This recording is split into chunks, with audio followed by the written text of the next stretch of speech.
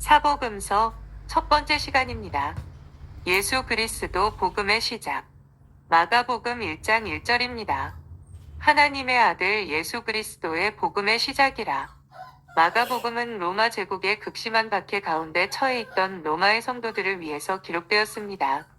그러한 이유로 마가복음은 구속주이신 예수 그리스도의 여러 측면 중 특히 하나님의 구속 원리에 따라 인간을 위하여 자신을 희생하여 일하시는 종, 고난받는 종으로서의 측면을 강조하고, 그러한 하나님의 종이신 예수 그리스도께서 우리를 위하여 고난받으사 구속을 성취하셨으므로 성도들의 구속이 확실함을 강조합니다.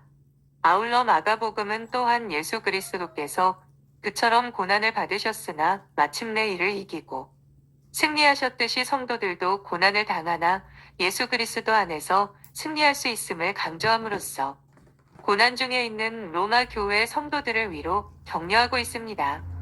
본문은 이러한 마가복음의 첫 계시 부분이자 예수 그리스도의 선구자로서의 세례 요한의 사역과 예수 그리스도의 공생의 사역을 위한 준비에 대해 기록하고 있는 본서의 도입부에 해당하는 1장 1절에서 13절의 전반부에 해당하는 부분으로 예수 그리스도의 길을 예비하는 선구자로서의 세례 요한의 사역과 예수 그리스도에 대한 요한의 증거를 보도하고 있습니다.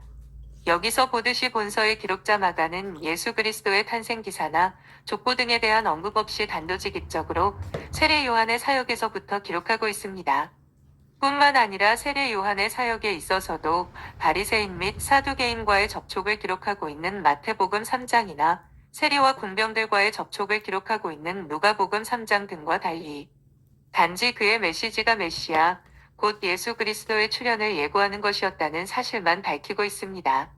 이는 본서의 1차 수신자가 로마 교회의 성도들로서 구약적 배경이 없는 그들에게 굳이 예수 그리스도의 족보나 구약 예언의 성취 사실 등을 알릴 필요성을 느끼지 못했을 뿐 아니라 또한 예수 그리스도의 선구자인 세례 요한의 사역보다는 그들의 실제적 구원자요 위로자이신 예수 그리스도에 대해 더 큰 관심을 가지고 있었기 때문이라고 할 수 있습니다. 실로 당시의 로마 교회 성도들은 로마 황제의 치하에서 생명까지 위협받는 엄청난 박해를 당하고 있었기에 마가는 세례 요한의 사역을 통해 예수 그리스도와 구약 예언과의 관계를 설명하는 복잡한 신학적 설명보다는 곧바로 본래 제2위 성자 하나님이시나 육신을 입고 종의 모습으로 세상에 오셔서 친히 고난받으시고 또한 승리하신 예수님의 생애에 대해 소개함으로써 현재 고난 중에 있는 성도들로 하여금 예수님을 바라보며 인내하도록 하고 또한 위로 격려하고자 하였던 것입니다. 도합 16장으로 이루어진 본서의 전체 구조를 장소를 중심으로 살펴보면 1장에서 9장은 예수님의 갈릴리에서의 사역을 다루었습니다. 10장은 예루살렘으로의 여행을 다루었으며 11장에서 16장은 예루살렘에서 있었던 사건들을 다루고 있습니다. 본절은 이와 같은 예수님의 등장을 예비하기 위하여 예수님보다 앞서 이 땅에 온 세례 요한의 등장과 그리스도에 대한 그의 증거를 기록한 1에서 8절을 시작하는 부분입니다. 이것은 아브라함과 다윗으로부터 이어지는 긴 족보를 소개함으로써 예수께서 구약에 이미 예언된 정통 메시아이심을 밝히고자 한 마태나 복음서 기록 동기를 장중한 문체로 밝힌 누가, 그리고 헬라의 철학적 용어로 예수의 신적 위상을 높이고자 한 요한의 서문과 비교되는 것입니다. 즉, 마가는 특별한 서문 없이 바로 세례 요한의 활동을 기록함으로써 단도직입적으로 자신의 복음서를 시작하는 것입니다. 마가가 이와 같은 기록 방법을 택한 것은 본서의 1차 독자인 로마인의 성향과 무관하지 않습니다. 로마인들은 행동을 중시하며 따라서 본론 부분에 단도직입적으로 들어가는 경향이 있었던 것입니다. 뿐만 아니라 이러한 기술 방법은 마가가 부각시키고자 하는 본서의 주제와도 관련을 갖습니다. 즉, 마가는 본서에서 예수의 종으로서의 면모를 부각시키려 하였습니다. 종에게 있어서는 특별히 족보를 기록하거나 위상을 밝힐 자료를 제시할 필요는 없습니다. 마가는 바로 예수께서 하나님이 보내셨으며 이 땅에서 하나님의 뜻을 수행할 종되심을 암시하기 위하여 도입문이나 그의 탄생 등에 대한 모든 정보를 생략하고 곧바로 사역의 준비 상황을 밝혔던 것입니다.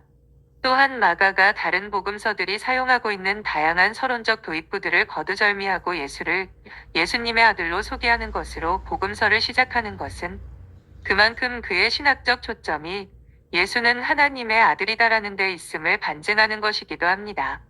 이것이 곧 그의 복음의 주제요. 복음서를 쓰는 그의 주요 목적입니다.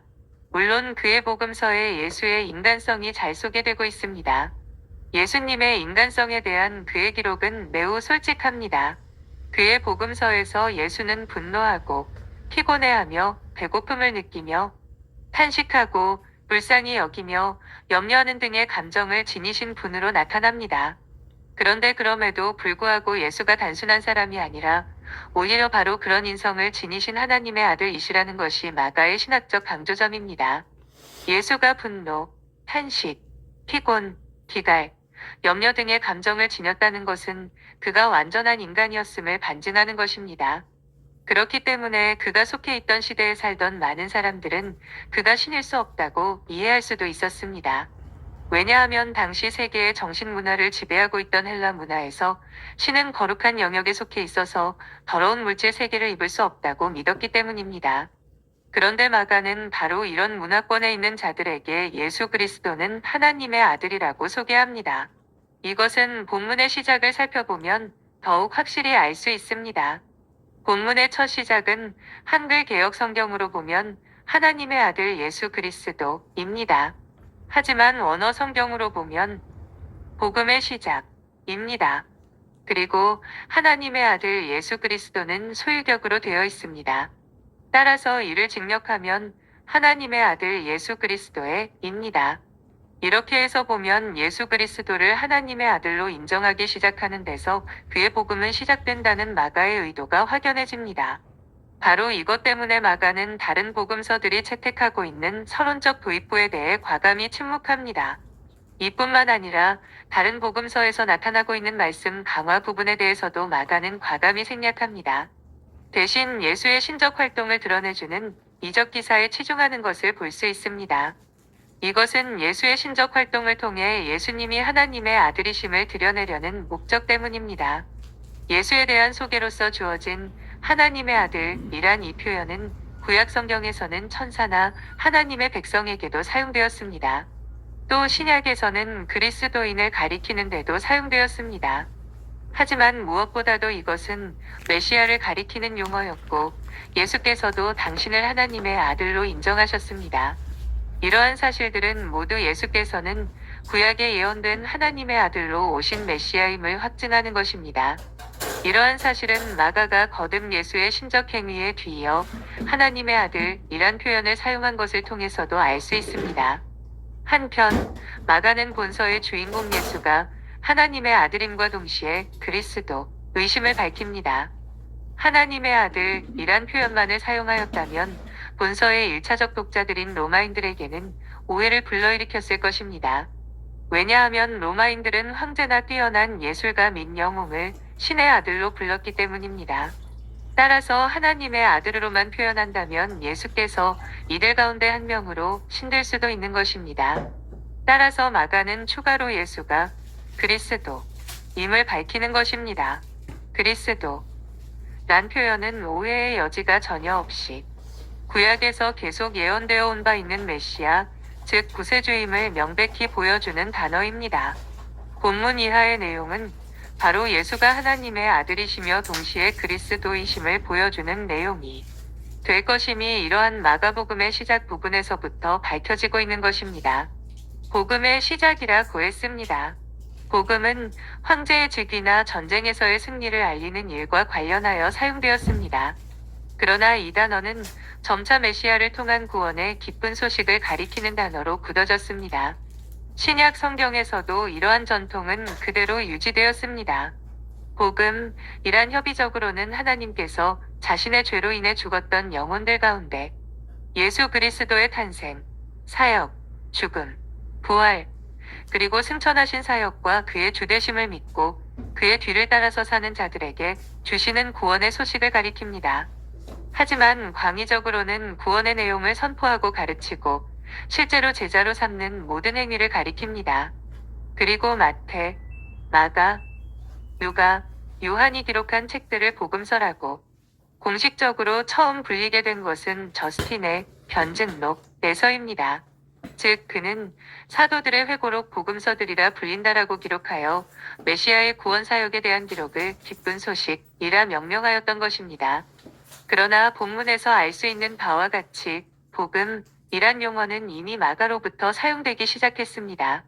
본문에서 복음이란 예수 그리스도에게 속한 복음 또는 예수 그리스도에 관한 복음이란 뜻입니다.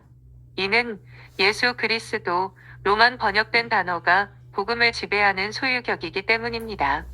한편 시작이라는 단어는 성경에서는 마가복음의 가장 첫머리에 등장하는 단어입니다. 이 단어는 신구약 성경을 통틀어 가장 첫 번째 책인 창세기에서 가장 먼저 사용된 첫 단어입니다. 즉 창세기 1장 1절에 태초에 하나님이 천지를 창조하시니라 해서 태초에 해당하는 첫 단어이며 헬라어 구약 성경인 72역은 이를 엔아르케로 번역했던 것입니다. 천지 창조의 역사가 기록된 창세기의 첫 단어가 그리스도의 복음 사역을 기록하는 마가복음 첫머리에 기록된 것은 예수의 복음 사역이 하나님의 천지 창조 역사와 이면적으로 연결되는 인류 구원을 위한 재창조 사역임을 암시한다고 볼 수 있습니다. 복음이란 예수 그리스도를 통한 구원의 메시지를 가리킵니다. 1절에 보면 하나님의 아들 예수 그리스도 복음의 시작이라고 하였습니다. 우리는 마가가 기록한 본서를 가리켜 마가복음이라고 부릅니다. 이는 저자의 이름에 따라 붙인 명칭입니다. 그러나 마가복음은 마가의 복음이 아닙니다. 마가는 본절에서 하나님의 아들 예수 그리스도 복음이라고 선언하고 있습니다. 즉 복음은 예수 그리스도에 관한 것이라는 말입니다. 그렇습니다. 복음은 예수 그리스도가 그 주제입니다. 복음은 예수 그리스도에 의해서 예수 그리스도로 말미암아 이루어지고 쓰여졌습니다. 우리는 이 복음에 대한 정확한 이해를 가져야 합니다. 그래야 그 복음의 고귀한 가치를 깨닫게 됩니다. 바울이 복음을 부끄러워하지 않을 뿐 아니라 할 수 있는 대로 많은 사람들에게 이를 전하고자 애썼던 것은 복음의 실체를 알았기 때문입니다. 그는 로마서 1장 16절에서 내가 복음을 부끄러워하지 아니하노니 이 복음은 모든 믿는 자에게 구원을 주시는 하나님의 능력이 됨이라고 하였습니다. 복음은 좋은 소식이라는 의미입니다. 무슨 좋은 소식입니까? 예수 그리스도를 통한 구원의 좋은 소식입니다. 누구든지 예수님을 믿기만 하면 멸망에 이르지 아니하고 영생을 얻게 된다는 소식이기에 인류에게 더할 나위 없이 기쁜 메시지가 되는 것입니다. 하나님이 세상을 이처럼 사랑하사 독생자를 주셨으니 이는 저를 믿는 자마다 멸망치 않고 영생을 얻게 하려 하심이니라. 복음의 중심에는 언제나 예수님이 계십니다. 우리가 가진 성경에는 4권의 복음서가 있습니다만 거기서 예수님을 뺀다면 그것은 더 이상 복음서가 되지 못합니다. 구원은 예수님을 믿는 믿음을 통해서만 얻을 수 있습니다. 모든 사람은 오직 이 길을 통해서만 하나님께서 주시는 구원에 참여할 수 있습니다. 주 예수를 믿으라. 그리하면 너와 내 집이 구원을 얻으리라. 하나님은 아무도 차별하는 법이 없으시므로 누구든지 예수님을 구주로 믿기만 하면 구원에 이를 수 있습니다. 이보다 더 기쁜 소식이 어디에 있겠습니까? 예수 그리스도는 복음의 중심이며 근거입니다. 예수 그리스도를 주와 그리스도로 영접하고 모신 자답게 살아가는 우리 모두가 되기를 소망합니다. 아멘.